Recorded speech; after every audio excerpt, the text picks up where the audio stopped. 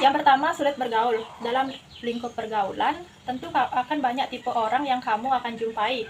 Mulai dari yang easygoing, pendiam, sampai mereka yang sulit bergaul dan terkesan tertutup. Nah, jika kamu termasuk tipe yang terakhir nih, jadi kamu merasa sulit untuk mendapat teman baru, mungkin ada beberapa hal dalam dirimu yang selama ini salah dan sebaiknya segera kamu rubah. Berikut adalah beberapa kebiasaan buruk sehingga membuat kamu sulit untuk bergaul. Yang pertama, terlalu cepat menilai seseorang. Saat bertemu orang baru, bahkan belum ngobrol bareng 1 menit, kamu sudah buru-buru menilai dia baik atau buruk. Yakin penilaian itu objektif dan tidak berdasarkan atas feelingmu semata. Belum tentu loh orang yang terlihat ramah itu memiliki sikap yang baik. Bagi sebagian orang, kesan pertama itu penting. Maka mereka akan bersikap semanis mungkin untuk mendapatkan first impression yang sebaik-baiknya. Sebaliknya, orang yang cuek adalah orang yang tidak takut untuk tampil apa adanya. Nah, ini yang mesti kamu waspadai karena tipe orang seperti ini yang biasa bikin kamu salah sangka. Awalnya sih menyebalkan, tetapi pada akhirnya justru dia yang menjadi orang yang paling asik diajak berteman. Yang kedua, terlalu selektif dalam memilih teman. Memang dalam bergaul itu selektif itu perlu, agar kita tidak salah pergaulan dan terjerumus ke dalam hal yang negatif. Akan tetapi terlalu pilih-pilih teman itu juga nggak baik ya. Jadi boleh saja kamu memiliki kriteria tipe seperti apa saja yang kamu mau ajak berteman, asalkan kamu tidak secara terang-terangan menolak seseorang jika ingin berteman dengan kamu. Lagi pula memang kamu sudah punya prinsip dan iman yang kuat di awal, mau seburuk apapun perilaku orang-orang di sekitarmu, kamu tidak akan terpengaruh. Yang ketiga, tidak berani masuk dan mengenal lingkungan baru.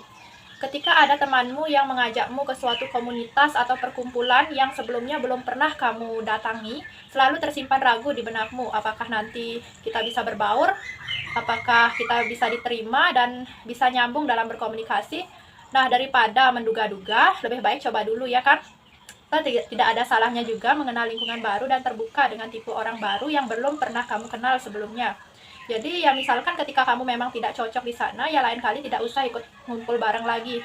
Jadi make it simple aja ya. Jadi berteman dan bergaul itu memang susah-susah gampang. Kamu harus pandai-pandai menjaga diri, dan di sisi lain kamu juga harus pandai dalam menjaga perasaan orang lain. Tidak semua orang bisa diperlakukan sama. Ada teman yang bisa diajak bercanda dan ada juga teman yang sensitif. Jadi yang paling penting kamu harus bisa menjaga diri serta membawa diri kamu dengan baik. Semangat ya!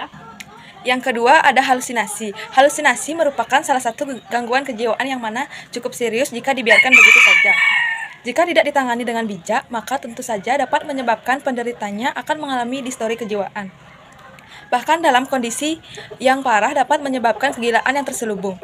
Setiap orang memiliki potensi untuk mengalami gangguan halusinasi, hanya saja mungkin akan tergantung pada frekuensi serta tingkat keparahan dari gangguan ini. Biasanya, seseorang mengalami gejala-gejala 1 kali dalam 1 bulan, tahunan, ataupun hampir beberapa saat. Halusinasi juga dapat diartikan sebagai gangguan persepsi yang diterima oleh panca indera. Meskipun tidak ada rangsangan yang diterima dari luar, halusinasi bukanlah mimpi, melainkan orang yang berada di dalam kesadaran penuh, namun tingkah lakunya selayaknya orang yang berada dalam kondisi bermimpi. Sehingga tak heran jika Anda melihat orang yang berhalusinasi akan bertindak aneh di luar kemampuan. Berikut ada beberapa penyebab yang dapat menyebabkan seseorang mengalami halusinasi. Ada 5, yaitu yang pertama kurangnya waktu tidur, yang kedua beban hidup yang ditampungnya, yang ketiga keletihan yang melampaui batas, yang keempat kecanduan alkohol, dan yang kelima obat-obatan terlarang. Ada 6 jenis-jenis halusinasi, yaitu yang pertama ada halusinasi pendengaran, yang kedua ada halusinasi penciuman, yang ketiga ada halusinasi pengecapan, yang keempat ada halusinasi sentuhan, yang kelima ada halusinasi penglihatan, dan yang terakhir ada halusinasi somatik. Di sini saya akan menjelaskan masalah psikologis yang ketiga, yaitu ketakutan berlebih atau biasa disebut dengan fobia. Definisi fobia: fobia adalah ketakutan yang terus-menerus, berlebihan, tidak realistis terhadap suatu objek, orang, hewan, aktivitas, atau situasi. Kondisi ini adalah salah satu jenis gangguan kecemasan. Penyakit mental ini dapat mempengaruhi kemampuan bekerja atau berinteraksi dalam lingkungan sosial yang normal. Jenis-jenis fobia. Jenis-jenis fobia ini ada 3, yaitu yang pertama fobia sederhana, yang kedua fobia sosial, dan yang ketiga agorafobia. Yang pertama yaitu fobia sederhana. Fobia sederhana ini contohnya seseorang mengalami fobia seperti fobia pada anjing, laba-laba, ular, dan hewan lainnya. Yang kedua yaitu fobia sosial. Orang dengan fobia sosial takut dengan situasi yang memungkinkan mereka mendapatkan penghinaan, dipermalukan, bullying, atau dihakimi oleh orang lain. Yang ketiga yaitu agorafobia. Jenis fobia ini biasanya ditandai dengan rasa takut atau malu jika mereka berada di tempat keramaian, sehingga mereka akan menghindari tempat-tempat seperti bioskop atau konser. Berikutnya yaitu ada gejala-gejala fobia.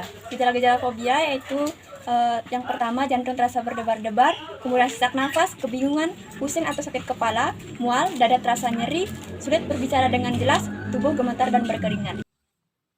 Di sini saya akan menjelaskan mengenai depresi. Apa sih itu depresi? Depresi merupakan salah satu gangguan kesehatan mental yang ditandai dengan suasana hati terus-menerus merasa sedih dan tertekan. Hal ini dapat mengurangi produktivitas dan kreativitas seseorang untuk bekerja. Umumnya, depresi ini terjadi pada seorang sekitar umur 20-30 tahunan. Adapun faktor-faktor yang dapat memicu terjadinya depresi. Yang pertama, memiliki riwayat gangguan kesehatan mental pada keluarga. Yang kedua, mengonsumsi obat-obat terlarang atau alkohol. Yang ketiga, mengidap penyakit kronis atau gangguan AIDS atau HIV. Adapun risiko yang dapat meningkatkan depresi. Yang pertama adalah masalah biologis. Seorang yang mengalami depresi akan terjadi perubahan fisik di otak. Yang kedua adalah masalah kimia pada otak. Neurotransmitter merupakan bahan kimia pada otak yang terbentuk secara alami. Ini berperan pada saat seorang mengalami depresi. Adapun gejala-gejala seorang mengalami depresi. Yang pertama, terus-menerus merasa bersedih. Yang kedua, ada konstipasi. Yang ketiga, terus merasa cemas dan kekhawatiran secara berlebih. Baik, sekian dari saya. Terima kasih. Solusi mengatasi atau cara mengatasi gangguan psikologi. Umumnya, gangguan psikologi dapat diatasi atau dicegah dengan berbagai hal. Yang pertama, ada terapi. Ada dua pilihan terapi yang mungkin bisa Anda pilih untuk mencegah terjadinya gangguan psikologi. Yang pertama ada terapi psikologis. Terapi psikologis atau psikoterapi adalah cara mengatasi gangguan kejiwaan lewat berdiskusi dengan pakar kesehatan jiwa. Lewat terapi ini, nantinya terapis akan mencari jalan keluar tentang masalah yang sedang Anda alami. Yang kedua, ada terapi perilaku. Selain terapi psikologis, terapi perilaku juga sangat berpengaruh untuk mencegah terjadinya gangguan psikologi. Nantinya konselor akan mengenali dan mengubah pola perilaku yang mungkin bisa memicu terjadinya gangguan psikologis. Nantinya konselor akan mencari jalan keluar tentang masalah kejiwaan yang sedang Anda alami. Bisa lewat relaksasi atau berbagai hal yang mungkin bisa membantu Anda. Yang kedua, yaitu dengan ikut kelompok berbagi. Ikut kelompok berbagi mungkin menjadi salah satu cara yang efektif untuk mencegah terjadinya gangguan psikologi. Nantinya, lewat kelompok berbagi ini, mereka akan bercerita satu sama lain tentang masalah yang dihadapi dan bagaimana cara mengatasinya selama ini. Yang terpenting, Anda tidak akan lagi merasa sendirian karena dipertemukan dengan orang-orang dengan masalah kejiwaan yang sama. Yang ketiga, yaitu dengan mengubah pola hidup. Mengubah pola hidup adalah salah satu cara mencegah atau mengatasi gangguan psikologi. Yang terpenting, hidup Anda harus rileks dan fokus untuk kebahagiaan diri sendiri dengan melakukan berbagai hal yang seperti bisa belajar bermeditasi, lebih mendekatkan diri pada Tuhan, dan lebih sering mengobrol dengan orang terdekat. Untuk mengatasi gangguan psikologi ini sangat tergantung pada kondisi Anda. Jadi, Anda tidak lagi perlu khawatir untuk mengkonsultasikannya kepada dokter guna mendapatkan solusi yang terbaik. Terima kasih.